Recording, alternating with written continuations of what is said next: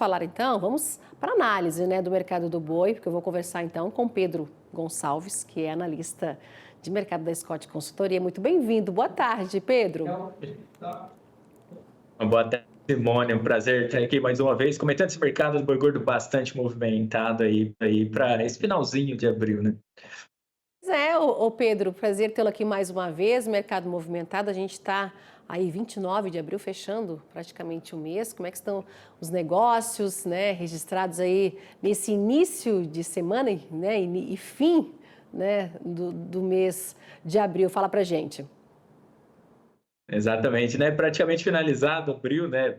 Bastante movimentação, inclusive, principalmente essa segunda quinzena, que é o contrário aí do que estava acontecendo pro restante do período, né? Desse começo do ano, que vinha um pouco mais de força para a cotação da roupa do boi gordo. Agora a gente vê uma pressão de baixa, principalmente na praça de referência, que é São Paulo, né? E por que que isso acontece, né? Por ser justamente a praça de maior consumo e maior população, é a praça que acaba valorizando os preços das demais regiões aqui no Brasil, né? Então, quando vai iniciar uma pressão de baixa, um período de pressão de baixa no nosso país, acaba começando por São Paulo, porque justamente interfere ali nos preços, nos contratos da B3, e a gente está vendo uma B3 bastante pressionada, principalmente maio e junho ali, a gente já está vendo as cotações 312, 314, 315 reais por arroba, isso no mercado futuro. Enquanto isso, no físico, por mais que está vindo uma pressão, ainda o cenário é bastante positivo, né? A gente está vendo as negociações entre 320, 325 reais por arroba. São Paulo não é o preço mais caro que a gente está vendo aqui no nosso país. Inclusive, pegar algumas regiões que são grandes produtoras, como Mato Grosso, o preço está até mais caro. Mas isso mostra o momento que a gente está tendo um começo de oferta um pouco maior do que a demanda. Isso vem até pelo que aconteceu até pouco tempo atrás, né? A gente viu uma segunda quinzena de março bastante movimentada. Isso acabou fazendo com que os frigoríficos oferecessem a mais pela arroba do boi gordo. E no caminhar de abril, as unidades frigoríficas acabaram acumulando bastante estoque, porque o consumo veio um pouco aquém do que o esperado.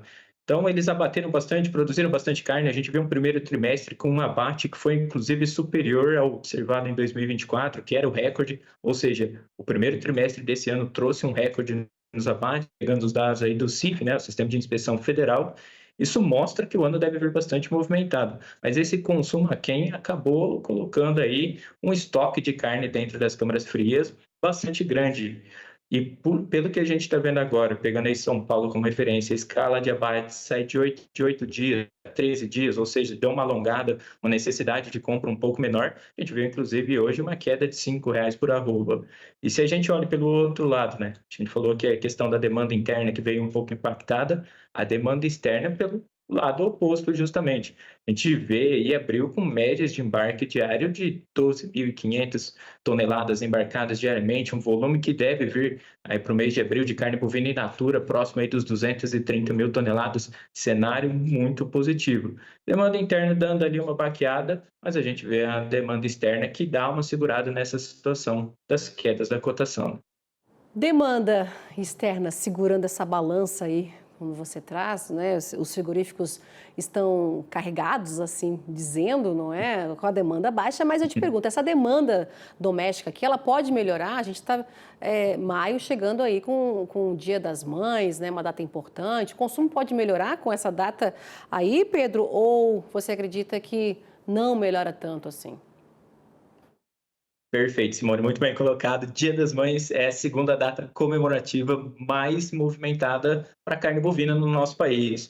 Ou seja, a gente vai iniciar o mês, primeira quinzena é mais movimentada, traz um cenário mais positivo para consumo, que é o recebimento de salários, é quando a população vai para os mercados, vai para os açougues fazer as compras e traz essa movimentação. E está todo mundo preparado justamente para o Dia das Mães. O cenário deve ser mais positivo, pensando em primeira quinzena de maio. É claro que a gente está falando de um cenário que pode ser um pouco conturbado por causa da questão da chuva, né? A gente tem que ficar um pouco atento com a questão climática. E vocês em Brasília, eu imagino que deve estar um pouquinho mais chuvoso. Isso garante uma condição de pastagem aí nesse centro, Brasil Central, que é muito positivo. O pecuarista consegue segurar o bovino dentro da sua propriedade. Pode ser que seja, inclusive, um fator que ajude a diluir um pouco essa demanda que costuma ser maior em maio preço da arroba do boi gordo costuma cair justamente pela oferta que vem maior, é o início do outono, né? Início não, é praticamente no meio do outono, caminhando para o inverno. Isso afeta bastante a questão das pastagens, diminui a quantidade de bovinos que consegue segurar com a qualidade do alimento ali e aumenta a oferta. Isso tende a pressionar a cotação da arroba do boi gordo. Porém, se a demanda se aquecer realmente, pensando aí numa data comemorativa que é muito importante, isso pode ser um fator limitante a essas quedas. Pode ser que o cenário seja de preço um pouco mais firme, mas precisa ver se realmente isso vai acontecer. A momento, a priori, o que a gente imagina é que o consumo deve vir positivo, sim. Primeira quinzena, aliada com o Dia das Mães, deve ser um cenário bem mais positivo. Tá certo, Pedro. A gente já finalizando aqui, você falou nas exportações bem aquecidas, tudo ok com elas.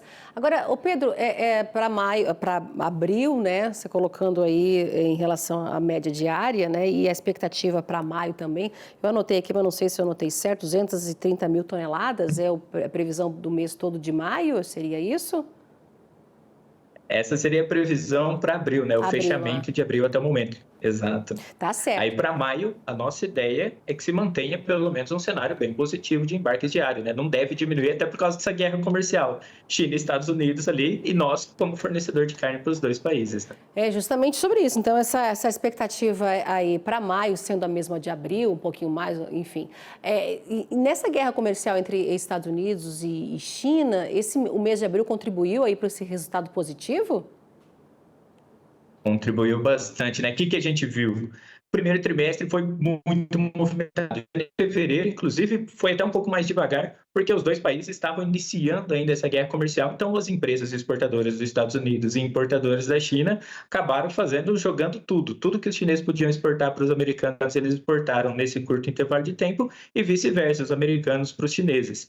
Quando chegou março, que foi praticamente aí o ápice dessa guerra comercial, com aquelas tarifas de 200% para cima, aquela movimentação muito grande, aí o Brasil entrou na jogada, justamente fornecendo carne bovina para esses dois países. Os Estados Unidos dobrou a quantidade de carne bovina comprada do Brasil em relação ao que foi ano passado, praticamente 125 mil toneladas, equivalente carcaça de carne bovina total, considerando industrializada, tripas, carne seca e a carne in natura, e a China manteve o volume aí praticamente do ano passado. E o abril foi bastante movimentado justamente por causa disso. É claro que, nesse momento, a gente vê o comprador americano segurando um pouco as pernas ali, segurando um pouco a movimentação por causa justamente da indecisão do que vai ser com relação a essas tarifas. Porém, a carne bovina brasileira é muito competitiva em relação ao preço. A carne bovina dos Estados Unidos, $115 a arroba, enquanto a nossa fica aí na faixa dos 45,50. Ainda compensa mesmo com os 27, 30% de tarifa que eles precisam pagar para a nossa carne chegar naquele mercado, né? Ou o contrário.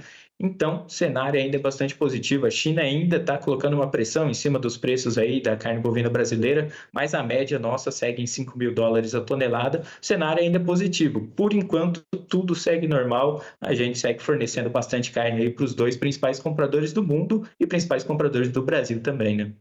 Pedro Gonçalves, analista de mercado da Scott Consultoria. Pedro, muito obrigada pela análise da semana, viu? E até a semana que vem. Já um excelente feriado para você, viu? A gente agradece, um bom feriado para todos nós aqui. Até a próxima. Tchau, tchau e até lá.